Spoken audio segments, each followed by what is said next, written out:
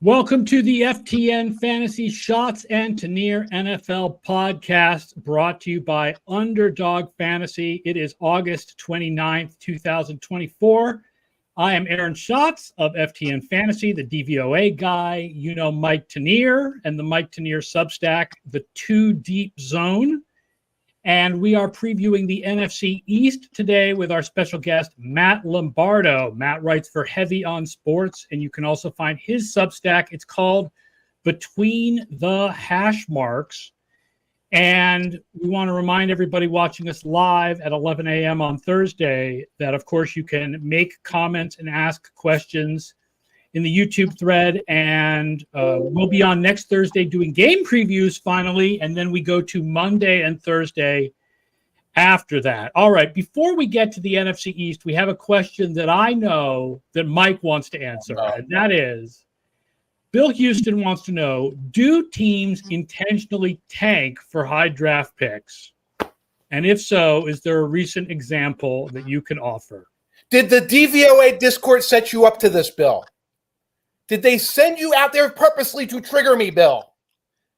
Folks, NFL teams do not tank for draft picks. Now, I'm not talking about week 18 or whatever, the final week of the season. Oh, we put the third stringer out there. Certainly, at the very end of the season, teams will be like, oh, we're going to put the rookies out there, and we drop in the draft order. That's fine. But this fan fiction that, again, maybe they do it in the NBA, but this fan fiction that teams are like, well, you know what we're going to do? We're just going to tank on purpose. It doesn't happen. The only time it remotely happened was with the Saji Brown Browns, who made fools of themselves, got everyone fired, and proved categorically that it does not work. So I'm not sure what triggered this, but it's the answer, Bill, is no. I'll cite another quick example where a team maybe should have tanked if tanking in the NFL were a real concept, which it's not. And to kind of piggyback off Mike's point there, it's a lot different in the NBA when you take a quote-unquote process like the Sixers and you build a roster that can't compete, that can't win because you're trying to, gun for the number one overall pick. But in the NFL, you're not going to tell 53 guys in a locker room in a sport that's as physical and as demanding as the NFL is, and during as many meetings and practice hours as these guys have every single week, to go out there that you're going to lose. But you think back to I believe it was the 2019 or 2020 NFL draft when Chase Young was coming out of Ohio State, hailed as a generational pass rush prospect. It was the final regular season game in Landover, the eighth ring of hell, if you will. Giants and Washington. The Giants already had Saquon Barkley. They weren't sure what they were going to do at quarterback. The thought process should have been, if tanking exists, hey, we're going to, throw this so that we can draft said generational pass rusher to be the next Lawrence Taylor. And they whooped them. They beat them by like 3 scores, and Saquon rushed for like 200 yards. So, no, I agree with Mike, my esteemed podcast partner, and Aaron Schatz as well, that tanking does not happen in the NFL.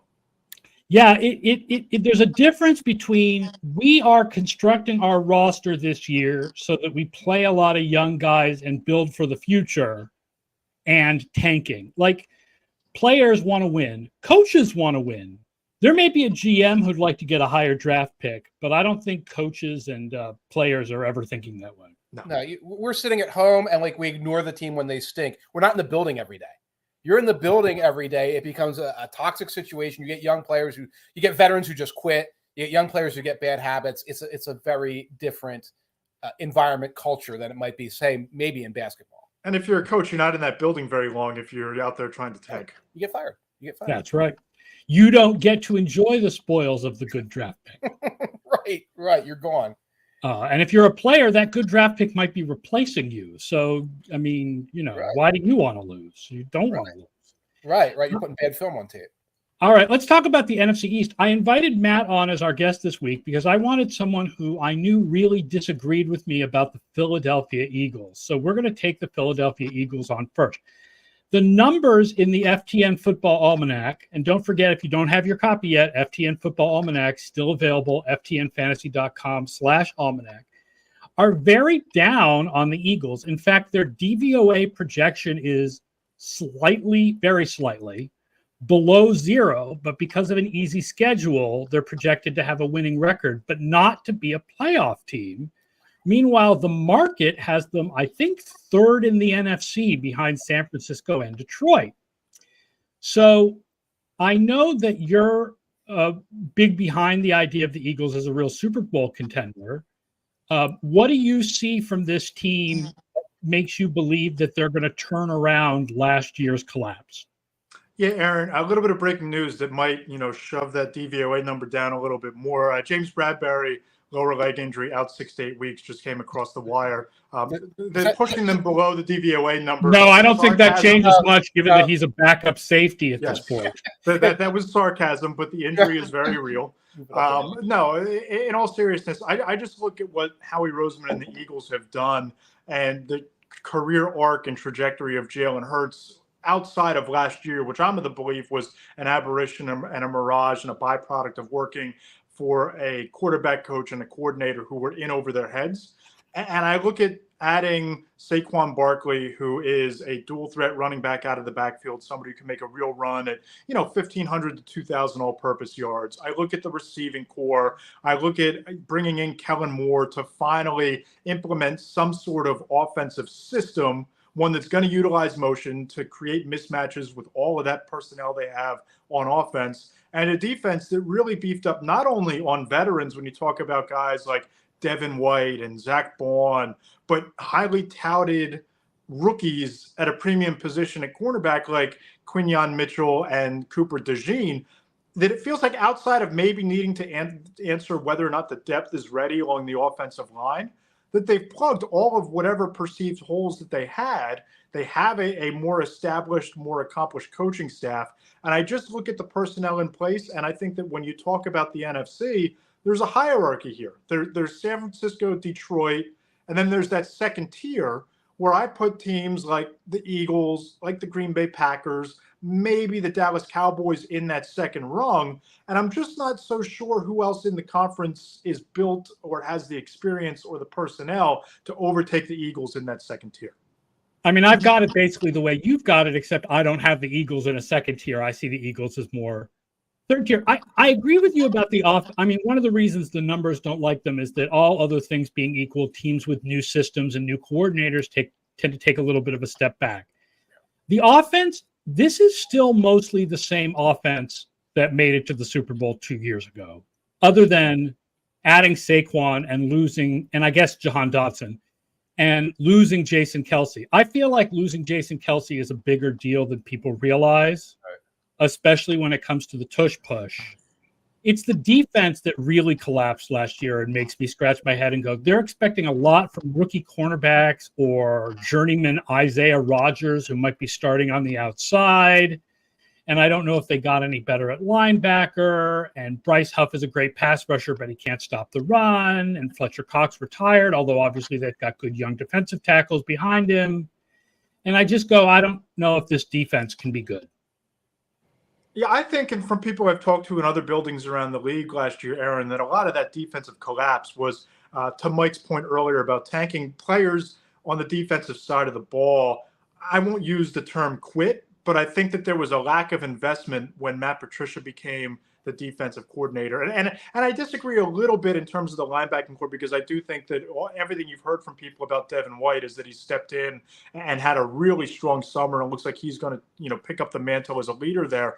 And I look at Jalen Carter. I look at guys like, why is the name escaping me? The defensive tackle out of Georgia they drafted a couple of years ago, Jordan Davis. That those guys taking another year in their development with Vic Fangio, who has a track record of being a pretty successful defensive coordinator that a lot of the league has emulated, that I think you get a fresh voice with a scheme, with a track record of success, with a lot of young talent in there.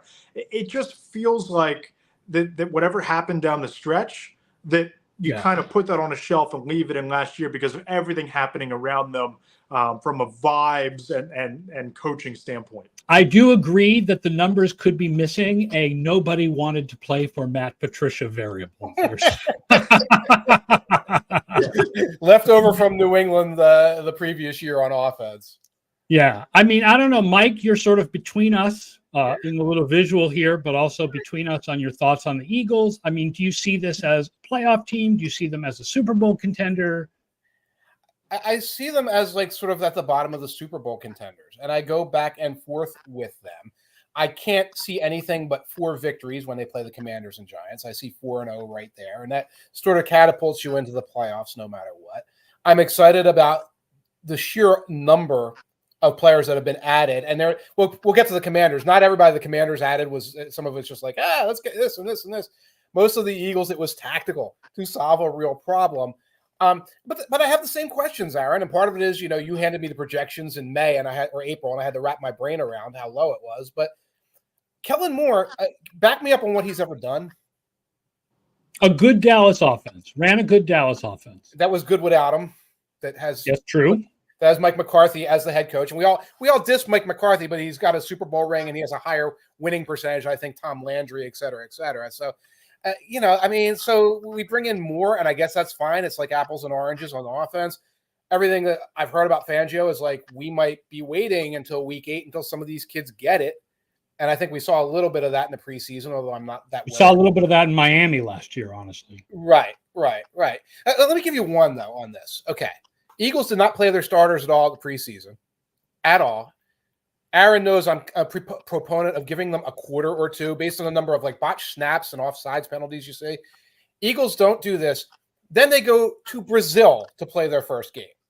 So they're going to be playing for the first time in Brazil. Now, if this turns into a loss to the Packers, it is not the end of the universe. It's the Packers, right? I'm not mixing. Yes, it is the Packers, yes. Yeah, it's not the end of the universe, but when you start out 0-1 with a conference loss to another team that's going to be in the playoff picture, that could be one of these tiny little things that impacts where the Eagles go moving forward. For them, I think that if there is such a thing as must-win games in week 1, which there aren't, but if there were, playing a team like the Packers, who are legitimate Super Bowl contenders in my mind, and then you follow that up by coming home against the Atlanta Falcons, who there's a lot of optimism. I wrote on the Substack this week, I have a survey of over a dozen NFL coaches, players, executive scouts, and a couple of agents, their thoughts on surprise contenders, teams that come out of nowhere. Kirk Cousins and the Falcons got a lot of love. It's a lot different starting 0-1 than it is starting 0-2 with 2 conference losses and 2 teams, by the way, as Mike pointed out, that could be in the mix. If you lose in Brazil to Green Bay and then come back and Kirk Cousins gets his week 2 in Philadelphia revenge from 2 losses with the Vikings over the last couple of years, if they're 0-2, then yeah, I'm going to sound silly touting all the weapons that they added and all the optimism and the hopium for Eagles fans that they're going to be in the mix come season's end. But that's the moment you tell me, and they're in danger of losing to the Falcons in Philly, you're telling me this is not a Super Bowl team. That's it. That's kind of it, Yeah. Yeah, I do feel. I mean, I'm not as high on Philly as most people are, but I do love. I mean, not Atlanta. I mean, I'm not as high on Atlanta. I do like the moves Atlanta's made in the last couple of weeks. I think they're a lot better team now that they have Matthew Judon and Justin Simmons. But yeah, if Philadelphia wants to be a real Super Bowl contender, they definitely should beat or at least lose very close to Atlanta at home. For sure. I'm just talking about the variable of having to travel on the road to Brazil. Yeah, the Brazil thing is hard, man. Like this team loses and not only do they have to do the Brazil travel, but unlike Green Bay, they lose a home game for it. Right. And it's Green Bay. You're not playing the Carolina Panthers in Brazil, right? I mean, so if you walk into this season thinking that you belong in the Super Bowl conversation and you go down to Brazil and you lose to the Packers, that's a bit of a wake-up call. And then you have to, get on a plane, get back into the Eastern time zone, and gear up for a team that might also be in the playoff conversation. It just seems like it could go sideways if you lose that opener. And if you were to think of an offense that you wouldn't want to play, if there were questions about whether your young cornerbacks are ready, is Green Bay, which has like 3 number 1 quality wide receivers and can spread the ball to anybody, which means they can find your weakness and throw, right? If like Reed is covered, they'll throw to Watson. And if Watson is covered, they'll throw to Wicks. And the tight ends. Mentioned Romeo Doubs or Luke Musgraves yet. Yeah. I mean, Green Bay is loaded with different receivers, right? So like you can't just like put Darius Slay on a guy and go, okay, well, we erased that guy. Like this is a hard offense for Philly to play. It goes back to that loss of Bradbury. It's really significant. Yeah. Or the loss of Bradbury's abilities. Right. Which was last year. Yeah. When Bradbury just stopped being Bradbury.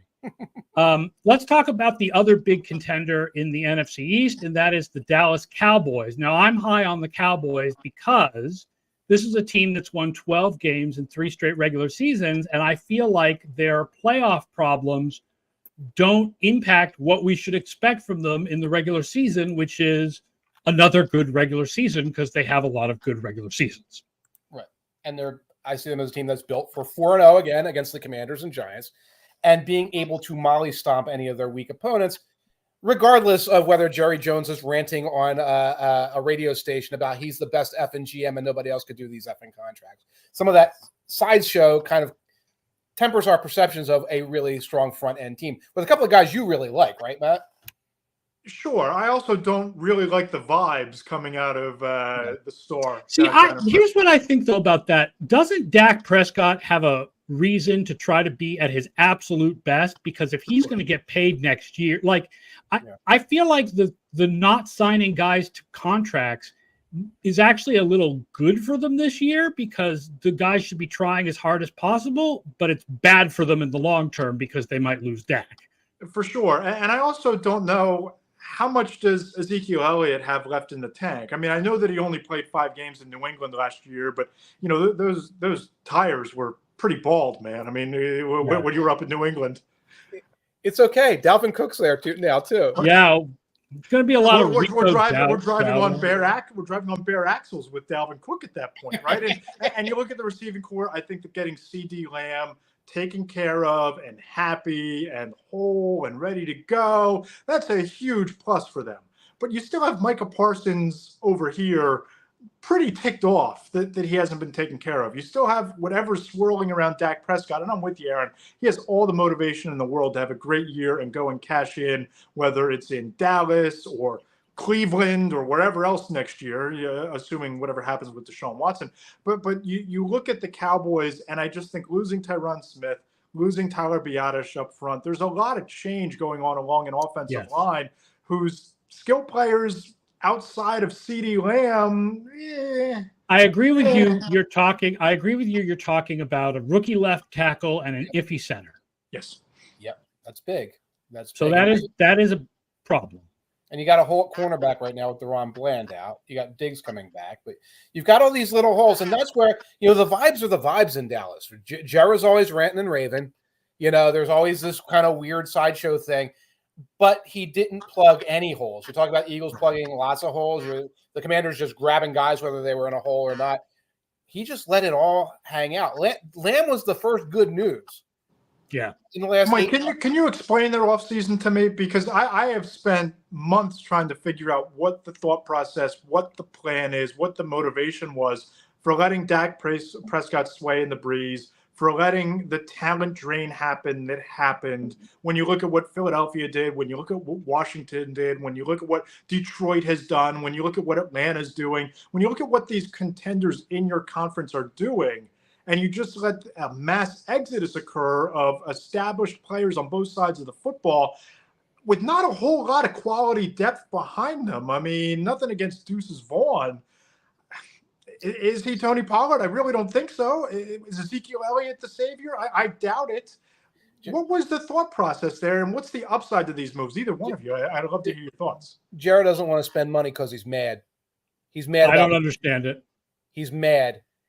He's like our elderly parents. They're mad. They don't want to spend it. They don't want to get themselves a jumbo-sized fries anymore because they're mad at how much it costs. That's the motivation, period. That's simple. And no one can tell him no because he's the coach, GM, owner, daddy. Yes. Daddy. Yeah. I guess I figure this defense should still be pretty good. And even with the questions on the offensive line, I figure you take away a couple of wins, that's still a 10-win team that still makes the playoffs. Aaron, what's and the then loses data in the playoffs, suggest? and then we have to have the whole talk about Dallas losing in the playoffs again because they don't feel like a Super Bowl contender.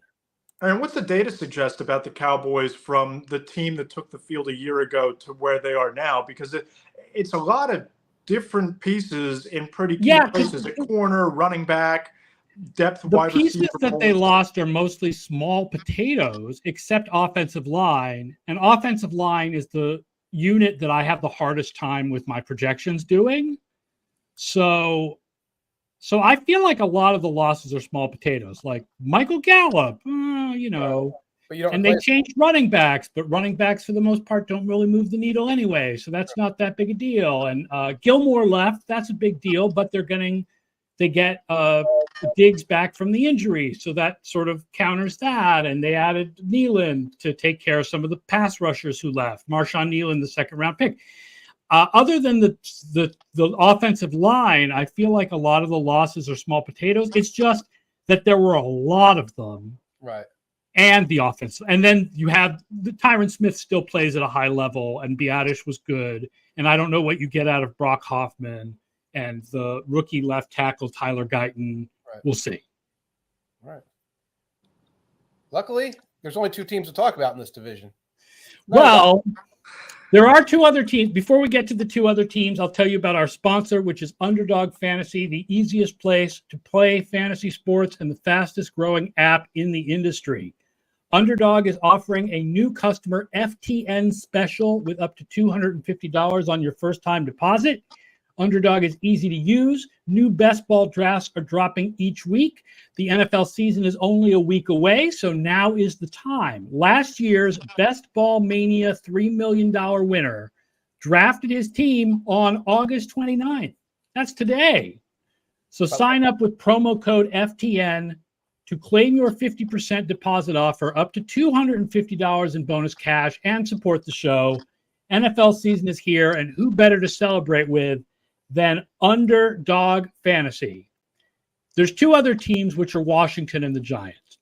And our numbers have those 2 teams fairly similar, but they're very different in my mind, because I feel like the range of possibilities for Washington is so much wider because first of all, because they've made so many changes, but more importantly, because of Jaden Daniels being a rookie, this team could make the playoffs, and it would make sense. Yeah. And they could go 2-15, and it would make sense. Maybe. I think I'm the resident Washington, correspondent here, propagandist, because I'm pretty optimistic about the Commanders this year. One, because I think that Jaden Daniels is going to not necessarily have the CJ Stroud kind of year, but I think he's going to step in and make an immediate impact. But I really like what they've done, similar to what Howie Roseman and the Eagles did. I didn't get the sense this was like a grab bag, get a big name and drop them into the bucket type of situation. You go out, you bring in Biadasz, who's a relatively established center, young enough to really help solidify that offensive line and help Daniels. Zach Ertz as a guy who's not going to set the world on fire from a production standpoint, but a reliable veteran pass catcher at tight end for Daniels. Austin Eckler is an end zone magnet, whether it's in the passing game or on the ground.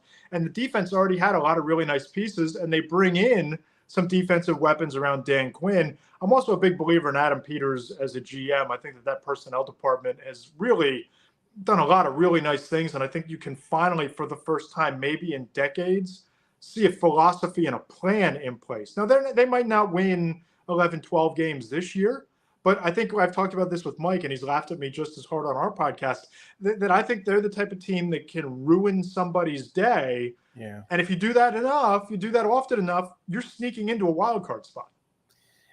How did trading Jahan Dotson fit into that plan? Because right now their wide receivers are besides McClellan are Diami Brown, the Prophet, Olamide Zacchaeus, and McCaffrey's brother. So suboptimal. Yeah, it's very suboptimal when you're trying to develop your rookie a quarterback. Yeah, and I don't know how much Ertz has left at tight end, although people really like the rookie Ben Sinnott. They had 6 picks on the first 2 days. Sinnott is just one of those 6. Daniels is another one. The new left tackle is a 3rd-round rookie. There's the nickelback Sainstrol. They have had a lot of picks. Right, and the rookie left tackle Coleman has been injured for most of the preseason. He's back now, but it looks like Cornelius Lucas will probably start. Now that's an okay journeyman, but look at that offensive line. I mean, it's okay journeyman. Look at the defensive ends. The tackles are great. They have those phenomenal tackles. Look at the edges. It's those Cowboys backups that we just talked about that they grabbed, and nothing else. It's not a well built roster, which is why I would go back to that grab bag thing. Like, we can Frankie Louvu, heck of a player. Bobby Wagner, yeah, he's got a little left in the tank, leadership and all. You look at the construction of the roster, it doesn't look like they solved the needs they needed to solve. That's my take on it.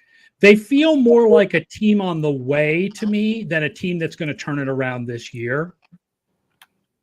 Like, yeah, I agree, but I think that it's easier to turn it around on the NFC side of the ledger than the AFC in that gauntlet. You just need a couple games to go your way, win a couple games you're not supposed to. Oh, by the way, close the deal on Philadelphia in a close game, which they struggled to do last season. You get a couple of those under your belt, and you're in the mix for that like 6-7 seed in there, because I just don't see the depth across the NFC once you get out of 4 or 5 teams at the top. And that's where I think a team like Washington can be that plucky upstart with the young quarterback who sneaks in and surprises people. I absolutely agree with you that if there's an upstart playoff team, it is much more likely to be in the NFC than the AFC, yes. Right, but who would you take, the Bears or the Commanders? I mean, I prefer the Bears right now, but we would probably all take the Bears, and we're not super Bears stans here. No, I've got the Bears lower than almost anybody else, but one of those teams is going to probably be good. Between the Bears, the Commanders, and the Colts, one of those rookie quarterbacks is going to be pretty good, I think, and that one of those teams is going to make me look like an idiot. 1 out of 3. But we just don't know which one. We just don't know which one. I know, because they're all talented, right? It's not like, are those guys talented? Of course they're talented. Right. But it's a matter of what goes around them. And what's around Daniels right now is only one really good wide receiver, no good solution at left tackle, or a stopgap solution at left tackle, and offensive coordinator Cliff Kingsbury, mic drop. Yeah, not helpful. Yeah. The last team in the NFC East is the team that I called the worst in the NFL on another podcast, which is the New York Giants. They're not really the worst in the NFL. I don't think the New York Giants are going to end up 32nd. I think they are the most hopeless team in the NFL. I think they're the team that's most likely to finish like 29th or 30th and not have a top 3 pick. Maybe you'll pick like 4th next year. And then everybody's like, what is going on with this thing? Like, the Raiders have the similar quarterback situation, but it's like, Daniel Jones is who he is at this point, which is below average, but not horrible. And, the team in general, Brian Burns is great. And I think Malik Neighbors is super talented. So it's not like there aren't good players there, but just the whole package is just very blah. I remember the last story that I filed for NJ.com back in 2020, like week 3 of the 2020 season. Why has it taken a decade to rebuild the Giants' offensive line? Fast forward 5 years, you're still, even after adding a couple of veteran pieces, it's now, why has it taken a decade and a half to rebuild the Giants' offensive line? And that's where it all starts for me, because I'm not a believer in Daniel Jones. I'm with you, Aaron. I think that he's a mediocre at best quarterback, but you can win in the NFL with mediocre at best quarterbacks. Go look at what Geno Smith has done the last couple of years. But you have to have a great offensive line. You have to have weapons. Oh, you just lost Saquon Barkley. You have great receivers, and that's all well and good. But if the offensive line is great receiver prospect. Yeah. But you look at hodgepodge offensive line, and you look at a defense that has the potential to be a really good pass rush. I like what they have off the edges. Secondary, I think, Aaron, you might be in the mix for one of the starting cornerback jobs. And they have an undrafted rookie on top of the depth chart. Yes, at one of their defensive line positions. Yeah, and Mike, I think you could probably fight for the starting safety job. It's a mess, and I like the idea of building with a pass rush. I like the idea of when you have a receiving core that's as young as they have with Neighbors, Jalen Hyatt, Wan'Dale Robinson. You can kind of grow and develop, and you're not really spending a lot of money at receiver, but you're not breaking the bank anywhere else other than off the edge with Burns. So it looks like there's still such a work in progress without even having the quarterback in place. And if you draft the quarterback next year, you're still a work in progress. You're not putting them into a soft landing like you have in Chicago, and you have the seeds of potentially being in Washington. checked out the depth chart. I spaced out a little bit on the Giants depth chart. Cordell Flott as one of your starting cornerbacks. I know he's played adequately on and off. Like, this is like your starter. You mentioned the undrafted rookie at one of the defensive line positions, Elijah Chapman. Going to admit again, I've spaced out on some of who these guys are. This is who you're starting your season with in year 3 of your general manager's program. Yeah. In year 3 of Joe Sheen and Brian Daboll, these guys are out there front and center. You've got another rookie cornerback out there playing. This is negligence. Yes. This is just unspeakable. And yes, Coral Skipper. Coral Skipper says the Giants are the most boring team in the NFL. We can have an argument about that, since I've been saying all offseason that the Saints are the most boring team in the NFL. Yeah. At least the Giants do have Brian Burns. and the Giants have that train wreck capability where, like, what the hell's going on? Oh, here comes Tommy DeVito again. Oh, here comes that, where the Saints are going to muddle along somewhere in the range of 500 and look semi-professional. All right, our Russian friend, whose a username I can never pronounce, says, as a sad Giants fan, how do we replace Daniel Jones? Trade for Penix or hope getting something good in the draft? Atlanta is not trading Penix, so that's not a thing. You have to hope that you're very bad. And the good news for Giants fans is that this team has a chance to be very, very bad. When you look at the holes on defense, when you look at the lack of weapons in the running game, when you look at an offensive line that's still held together by Scott and Andrew Thomas and the Pips, yes. Yeah, I like Andrew Thomas. I mean, it's great. You have a piece. You have one piece, right? You have one really good starting All-Pro caliber left tackle. And then you have a bunch of pieces of Scotch tape and duct tape. It's like having one traffic cone. Yes. Yeah. So the good news for the Giants is when you look at next year's quarterback class, it's going to be pretty loaded. You're probably going to be picking in the top 3. At least I don't know how you avoid that. Mm-hmm. I've seen a lot of mock drafts that end up with the Giants trading up from like 3-1 or 4-1 or 5-1. Mm-hmm. ESPN had a mock draft. They're not as high on the Patriots as I am, so I had the Patriots trading down with the Giants so the Giants could get to number 1. I mean, I think that that's the most likely scenario, is that the Giants end up with a high pick, but not the number 1 pick and have to trade up. And then you're counting on whoever's running their front office, and with Mara up there pulling the strings into what he wants, saying that they're going to execute a trade that makes sense at that point, which is, I don't know if Sheen's running the team if they finish in second, third, fourth pick. And if not, is somebody coming in and that choice is being made by ownership. All right. One more. I agree with all that. And I don't know that this regime has done nearly enough or gathered enough goodwill with John Mara to sustain another season. I feel like last season was the goodwill season. They could get through season 2, but season 3 needed to show progress. I don't think you get a mulligan, especially after what we all saw on the Hard Knocks offseason edition, where John Mara is standing in Joe Shane's office and he stares at him and says, I think I'll lose sleep if Saquon winds up in Philadelphia. When you compound that with a 3-14 season, I don't know how Brian Daboll and Joe Shane survive that. No, if they go 3-14, everybody's getting fired. Right. One more question before we go. Bill Houston wants to know, were there any roster cut downs and additions you found noteworthy? I'll start with Tim Patrick. Yes. If Tim Patrick is healthy after missing 2 years, that is a pretty good receiver that I was surprised that Denver cut and that Detroit needs for depth if he's healthy. I've been keeping up on all the backup quarterback moving and shaking. Even today, we had a situation where Jaron Hall was replaced by Brett Rippon. One that was noteworthy, people were asking about Sean Clifford. Packers fans have this anxiety about Sean Clifford. He got cut, but then he got brought out in the practice squad. They brought Malik Willis in. The Packers aren't doing anything if Jared Love gets hurt, folks, but you can kind of see that bottom of the roster churn. And we were talking a little bit off stage about Deshaun Watson. Browns initially kept 3 backups. I think they just parted ways with Huntley. They just cut Huntley, yes, to get another running back. But they're not acting like a team that's like totally comfortable with Deshaun Watson's capabilities, his arm health, or anything else about Deshaun.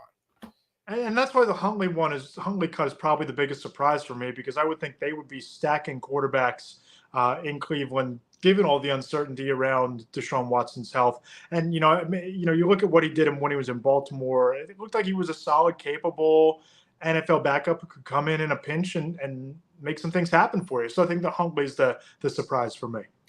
The Bill also mentions Samaje Perine. I'm less surprised that he was cut. Right. And more, that's a good move for the Chiefs. Like he fits the Jerick McKinnon role very well. So that's a good addition for the Chiefs. I don't know if the Broncos necessarily needed him, but it's a good addition for the Chiefs. Just wait for the Kansas City Chiefs to play Bailey Zappi in week 16 and 17 this year. And he throws for like 200 yards a game with 2 touchdowns and 1 interception each. And all of a sudden they flip him for a 4th-round pick next year. Oh, my God. Whoever flipped a 4th-round pick for Bailey Zappi, if that happens, is an idiot. The next starter in 2025. All right, before we go, first of all, I want to remind everybody about my Survivor pool. It was a pick'em pool. We decided to change it to a Survivor pool. You can compete with me, compete with other FTN subscribers. It is at splashsports.com/FTN. Get into the Survivor pool. It's a $20 buy-in with a cash prize, up to 5 entries, FTN swag for some random people who are in it. Come and join it. splashsports.com/FTN. Mike and Matt have a podcast they are now doing together, yes, which is called Between the Hash Marks. Between the Hash Marks, which is also the name of Matt's Substack. So you should look for the Between the Hash Marks podcast. I believe that Mike and I are doing this one on Mondays and Thursdays, and you guys are doing that one on Tuesdays? Yes. Yes. The podcast hat is getting a workout over there at Mike's household. Anyone who wants to see that much of me, you're going to see so much of me. It's okay. Pick and choose, but please support both podcasts. Yes. So yes, again, make sure you subscribe to Mike's Substack, miketanier.substack.com. Subscribe to Matt's Substack, which is mattlombardo.substack.com, or is it Between the Hash Marks? It's mattlombardo.substack.com. You nailed it, Aaron. Thank you. Awesome. Appreciate the shout outs there. It's called Between the Hash Marks. All right, that does it for today. Next week, Mike and I will be back with actual game previews. That's right, actual in-season football. 4 nights of in-season football. It's going to be glorious. Until then, I'm Aaron Schatz. Thanks for listening to the Schatz and Tanier NFL podcast. Talk to you next week.